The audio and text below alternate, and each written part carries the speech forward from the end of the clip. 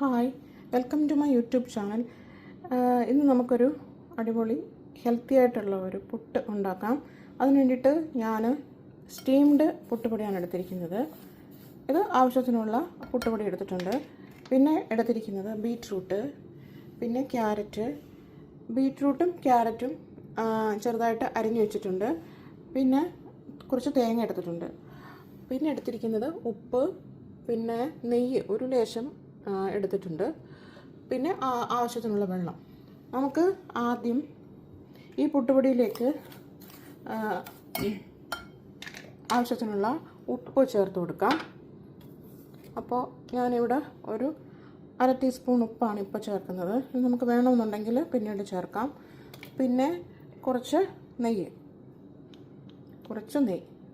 ഒരു 1 ടീസ്പൂൺ കാണും. അപ്പോൾ ഇനി നമുക്കിത് നന്നായിട്ടൊന്ന് ഇളക്കിയിട്ട് എടുത്തു വച്ചിരിക്കുന്ന വെള്ളം നികക്കെ നമുക്ക് ഇതിലേക്ക് ഒഴിച്ചു കൊടുക്കണം. ഇനി നമുക്ക് ഇതിലേക്ക് ആവശ്യത്തിനുള്ള വെള്ളം ചേർത്ത് കൊടുക്കാം. അതിനായിട്ട് വെള്ളം എടുക്കാം. ഇത് നികക്കെ നമ്മൾ വെള്ളം ചേർത്ത് കൊടുക്കണം. ഇത് വെള്ളം ചേർത്ത് കൊടുത്തിട്ട് ഇത് ഒരു 5-10 മിനിറ്റ് നമുക്ക് അടച്ചു വയ്ക്കാം. ഇപ്പോൾ ഇത് ഇളക്കേണ്ട ആവശ്യമില്ല. നമുക്കൊരു 5-10 മിനിറ്റ് അടച്ചു വയ്ക്കാം. ഇനി നമുക്ക് ഈ തേങ്ങ എടുത്തിട്ട് കുറച്ച് ഒരു 2 സ്പൂൺ തേങ്ങ എടുത്ത് നമുക്ക് ഇതിലേക്ക് ക്യാരറ്റ് ഗ്രേറ്റ് ചെയ്തതിനകത്തോട്ട് ചേർക്കാം.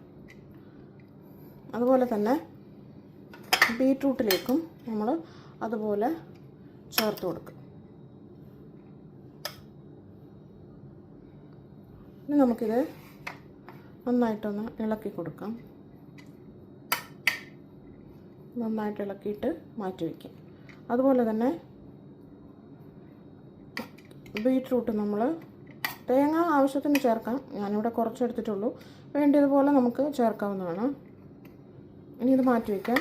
അതുപോലെ തന്നെ ബീറ്റ്റൂട്ട് നമുക്ക് എടുത്തിട്ട് ഇതിലേക്കും അതുപോലെ ചേർത്ത് കൊടുത്ത് നന്നായിട്ട് ഇളക്കി കൊടുക്കാം. തേങ്ങ വേണമെങ്കിൽ കുറച്ചുകൂടെ എടുക്കാം. അതുപോലെ ഇളക്കി കൊടുക്കാം.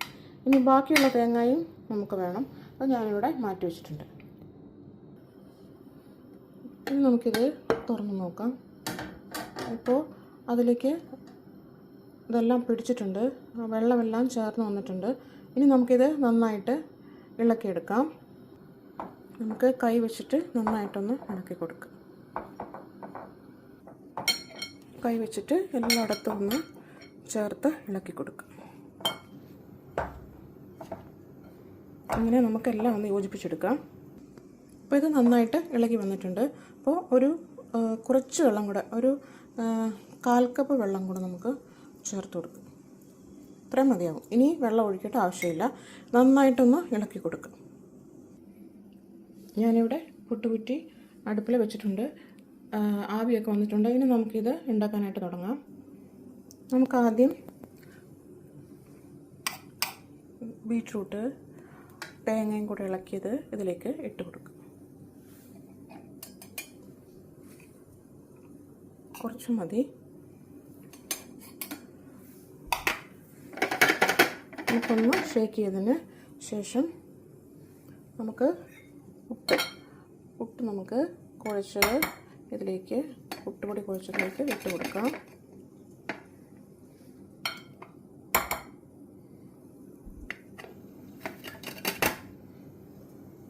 കുറച്ച് ഇട്ട് കൊടുക്കാം. എന്നിട്ട് ഇനി അതിനിടയിലായിട്ട് തേങ്ങ ഇട്ട് കൊടുക്കാം. നന്നായിട്ടൊന്ന് ഷേക്ക് ചെയ്യുക. ഇനി നമുക്ക് ബാക്കി പുട്ടുപൊടി ഇടാം.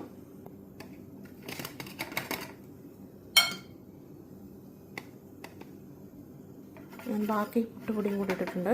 നന്നായിട്ടൊന്ന് ഷേക്ക് ചെയ്തതിന് ശേഷം നമുക്ക് ക്യാരറ്റ് അരിഞ്ഞു വെച്ചത് ചേർത്ത് കൊടുക്കാം. ഞാനിവിടെ ക്യാരറ്റ് എടുത്ത് വെച്ചിരിക്കുന്ന ചേർത്ത് കൊടുക്കുക. ഇതിൻ്റെ മുകളിലേക്ക് ചേർത്ത് കൊടുക്കുക. കുറച്ചും കൂടി എടുക്കാം. ചേർത്ത് കൊടുത്ത് നമുക്ക് ജസ്റ്റ് ഒന്ന് ഷേക്ക് ചെയ്തതിന് ശേഷം നമുക്ക് പുട്ട് കുറ്റി മാറ്റി വെച്ചിട്ടുണ്ട്. ഇനി ഇത് ആവി വരട്ടെ. ഇതുപോലെ നമുക്ക് എല്ലാം ഉണ്ടാക്കിയെടുക്കാം. ഞാനിവിടെ പുട്ടെല്ലാം റെഡിയാക്കിയിട്ടുണ്ട്. നിങ്ങൾക്ക് ഇത് ഇഷ്ടമായെന്ന് വിശ്വസിക്കുന്നു. എല്ലാവരും ഇത് വീട്ടിൽ ട്രൈ ചെയ്ത് നോക്കിയിട്ട് കമൻ്റ് അറിയിക്കണേ. എല്ലാവരും വളരെയധികം ഇഷ്ടപ്പെടുന്ന ഒരു ബ്രേക്ക്ഫാസ്റ്റാണിത്. അപ്പോൾ എല്ലാവരും എന്നെ സപ്പോർട്ട് ചെയ്യുക. അടുത്ത വീഡിയോയിൽ കാണുന്നത് വരേക്കും എല്ലാവർക്കും ബായ്.